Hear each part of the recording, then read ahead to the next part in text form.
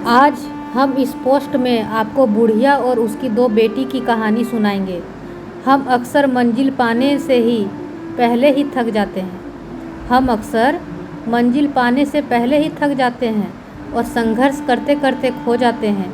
वैसे किस्मत तो हमेशा हमारे कर्म से ही तय होती है, लेकिन अगर कभी आपका सामना अपने बुरे समय से भी हो जाए तो ऐसा क्या करें कि आपका दुर्भाग्य ही आपका सौभाग्य में बदल जाए। एक बुरे दिन के बाद एक अच्छा समय भी आपके इंतज़ार में बैठा ही रहेगा, लेकिन अक्सर लोग यह समझ नहीं पाते और हमेशा ही उदासी के अंधकार में डूबे रहते हैं। जिनका बुरा दिन गुजरता है वह तो किसी की सलाह सुनने के भी राजी नहीं होते हैं। जो कोई उनको समझाने की कोशिश करता है वो उन पर ही गुस्सा करने लगते हैं। एक ऐसा विचार जो बहुत से अनुभवों को सिखाता है। यह एक हमारे जीवन का संदेश है जो बताता है कि इस बुरे समय से आप क्या क्या सीख रहे हैं। जैसे कि आपको कोई काम दिया जाए और आपसे वो काम ना हो सके तो टेंशन में मत आइए कि ये काम मेरे से नहीं हुआ, बल्कि उस काम को इतना अच्छे से पूरा करें कि सब देखकर खुश हो जाए। तो दोस्तों, कहते हैं ना, इस दुनिया में अपनी तकदीर खुद ही लिखनी होगी। ये कोई चिट्ठी नहीं है जो आप दूसरों से लिखवा लोगे। तो इस कहानी में दोस्तों हम एक बुढ़िया और दो उनकी बेटियों की कहानी बताते हैं। पूरा अच्छे से सुनिएगा दोस्तों। बुढ़िया और उसकी दो बेटियों की यह पुरानी कथा है। एक गांव में एक बुढ़िया और उसकी दो बेटियां रहती थी। बड़ी का नाम था शीला और छोटी का नाम था सालू। उन दोनों बेटियों को बड़े प्यार से पालन पोषण किया गया था। जब दोनों बेटियां बड़ी हुई तो उनकी मर्जी से शादी करवा दी। उन दोनों बेटियों और उनकी माँ को कहीं कोई तकलीफ नहीं थी। शीला और सालू अपने ससुराल में अच्छे से घुल मिल गई थी। एक दिन दोनों ने एक बिजनेस शुरू किया। बड़ी वाली का छाते का बिजनेस था और छोटी वाली का पापड़ का। सब कुछ अच्छा चल रहा था। उसकी माँ दोनों बेटियों से बहुत प्यार करती थी। कभी बड़ी वाली के यहाँ रहने चली जाती तो कभी छोटी वाली के यहाँ। शीला और सालू भी अपनी माँ से बहुत प्यार करती थी। एक दिन बहुत तेज धूप निकली थी।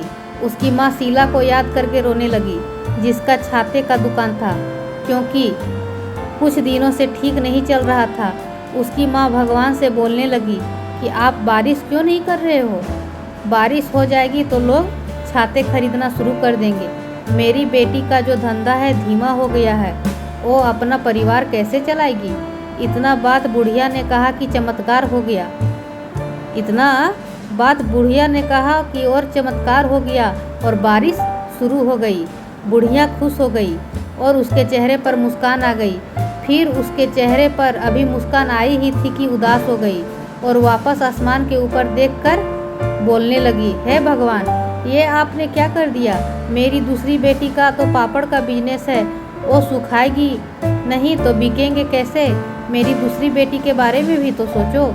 अब ये बुढ़िया का रोजाना का आदत हो गया। जिस दिन बारिश हो रही थी उस दिन कह रही थी कि धूप क्यों नहीं आ रही, और जिस दिन धूप आ रही है तो कह रही है बारिश क्यों नहीं हो रही। अगल बगल वाले देखते तो बोलते कि ये बुढ़िया पागल हो गई है, दिन भर अपनी बेटियों के रोना रोती रहती है।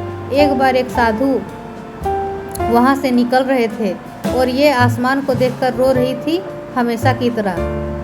साधु ने पूछा कि ये रो क्यों रही है? तो लोगों ने कहा कि आप इनके चक्कर में मत पड़िए, ये हमेशा रोती रहती है। साधु ने कुछ सोचा और वहीं रुक गया। उनको लगा कि एक बार जाकर सुनता हूँ कि बात क्या है। साधु ने उसके सामने गया और बोला, अम्मा, आपको क्या परेशानी है? तो अम्मा बोली, मेरी दो बेटी है, शीला और सालू। एक का छाते की दुकान है और दूसरे का पापड़ का। जिसका छाते का दुकान है उसका धंधा मंदा पड़ा था, तो मैंने भगवान से प्रार्थना की तो बारिश होने लगी। फिर मुझे दूसरी बेटी की याद आई जिसका पापड़ का बिजनेस था। अब वो गीले हो जाएंगे, धूप नहीं निकलेंगे तो सूखेंगे कैसे? साधु ने उसकी बात बहुत ध्यान से सुने और कहा, बहुत आसान तरीका है। जिस दिन बारिश होने लगे उस दिन उस बेटी के बारे में सोचिए जिसका छाते का बिजनेस है। और ये सोचकर खुश रहिए कि उसके पास में पैसा आ रहा है। उस दिन अपनी दूसरी बेटी के बारे में मत सोचिए। जिस दिन धूप निकले उस दिन उस बेटी के बारे में सोचिए जिसका पापड़ का बिजनेस है। उस दिन उस वाली बेटी के बारे में मत सोचिए जिसका छाते का बिजनेस है। अम्मा को सारी बातें समझ में आ गई और उसके कही हुई बातों पर चलने लगी और खुश रहने लगी। तो दोस्तों, इस बुढ़िया और उसकी 2 बेटियों की कहानी से हमें यह सीख मिलती है कि बुरे समय में इंसान की हिम्मत टूट जाती है। जब भी आपके जीवन में ऐसा समय आए तो तुरंत शांत रहें और अपने आप को संभाल कर रखें। बुढ़िया और उसकी 2 बेटियों की कहानी आपको कैसे लगी हमें कमेंट पर ज़रूर बताएं और थोड़ी भी अच्छी लगी तो प्लीज़ सब्सक्राइब करिए।